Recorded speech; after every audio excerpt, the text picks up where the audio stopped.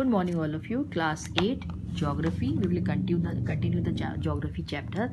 The name of the chapter is, मैंने आपको पहले दिखाया था, name of the chapter is Natural Resources. ठीक है, lesson 2 है ये. तो हमने देखा कि कैसे हम अपने वाटर को बचा सकते हैं या अलग अलग तरीके से हम वाटर का इस्तेमाल कर सकते हैं. वाटर को साफ़ करने के तरीके क्या हैं. फिर conservation of water, efficient use of water, sprinkler irrigation यानी छिड़काव के द्वारा खेती होनी चाहिए. रिसाइकलिंग ऑफ वाटर होना चाहिए. वाटर हार्वेस्टिंग, जो बरसात का पानी होता है उसको हमको जमा करना चाहिए, उसका यूज़ करना चाहिए. ठीक है. फिर उसके बाद वेजिटेशन कवर होना चाहिए, essential for the water harvesting होनी चाहिए. प्लांट एंड बाकी जो लास्ट है वो है प्लांट और वाइल्ड लाइफ. आपको पता है प्लांट और वाइल्ड लाइफ हमारे लिए बहुत ज़्यादा ज़रूरी है, इसलिए हमें अपने जंगलों की और अपने प्लांट्स की बहुत ज़्यादा देखभाल करनी चाहिए. Biodiversity is a variety of flora and fauna in the area. Flora and fauna मतलब, फ्लोरा और फौना कहते हैं पेड़ पौधे, पत्ती या पेड़ों को, और फौना मतलब होता है जानवर.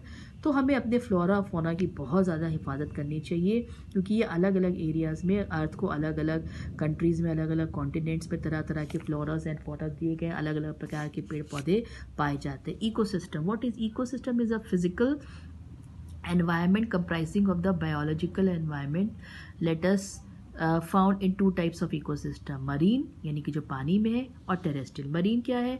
Ocean occupy 70%. हमने आपको बताया कि ओशन में 71% ऑफ टोटल वाटर पाया जाता है, इसलिए हमें इसकी भी देखभाल करनी चाहिए. इसके अंदर की जो पेड़ पौधे उनकी रक्षा करनी चाहिए. जो लैंड के होते हैं उनको टेरेस्ट्रियल इकोसिस्टम कहा जाता है. फॉरेस्ट, अब आपको पता है फॉरेस्ट जो हमारी धरोहर है, और हमें इन फॉरेस्ट से हमें बहुत सारी चीज़ें मिलती है. लकड़ी मिलती है, दवाइयाँ मिलती हैं, पेड़ फूल मिलते हैं, बहुत सारी चीज़ें मिलती हैं. रेनफॉल में भी फॉरेस्ट हमारी मदद करते हैं, इसलिए हमें इनकी बहुत हिफाजत करनी चाहिए. अब अलग अलग प्रकार की फॉरेस्ट पाई जाती है. एवरग्रीन फॉरेस्ट है, ये आप पढ़ लीजिए. डिसीडियस फॉरेस्ट है.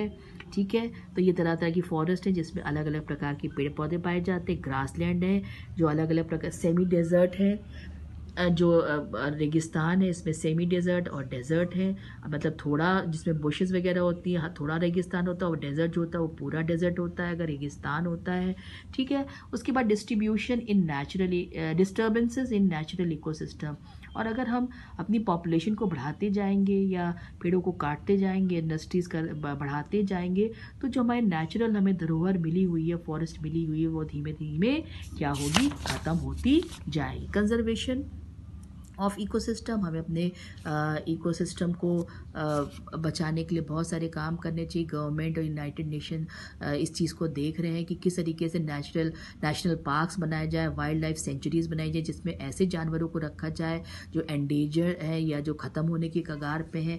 वाइल्ड लाइफ रिसोर्सेज हैं, हमें अपने वाइल्ड लाइफ को भी बचाना. जानवरों को, पक्षियों को जो दुर्लभ जाति के हैं, जो धीमे धीमे ख़त्म होते जा रहे हैं, हमें इनको बहुत ज़्यादा बचाने की ज़रूरत है. वाइल्ड लाइफ इन इंडिया में बहुत अच्छी वाइल्ड लाइफ है. तरह तरह के यहाँ पे जानवर पाए जाते हैं जो दुनिया में कहीं नहीं पाए जाते, इसीलिए हमें इनकी बहुत हिफाजत करनी चाहिए. डिप्लेशन ऑफ वाइल्ड लाइफ, लोग अपने स्वार्थ में बहुत सारे जानवरों को मार के उनकी खाल बेचते हैं या उनके अंदर की चीज़ों को बेच देते हैं. हमें ऐसा नहीं करना चाहिए. और वाइल्ड लाइफ हमारे दुनिया में इसलिए ख़त्म होती जा रही है क्योंकि पेड़ या फॉरेस्ट काटते जा रहा है इंसान. ठीक है. तो जब उनका घर ही, डिस्ट्रक्शन ऑफ हैबिटेट, उनका घर, जानवरों का घर ही ख़त्म हो जाएगा तो कहाँ रहेंगे?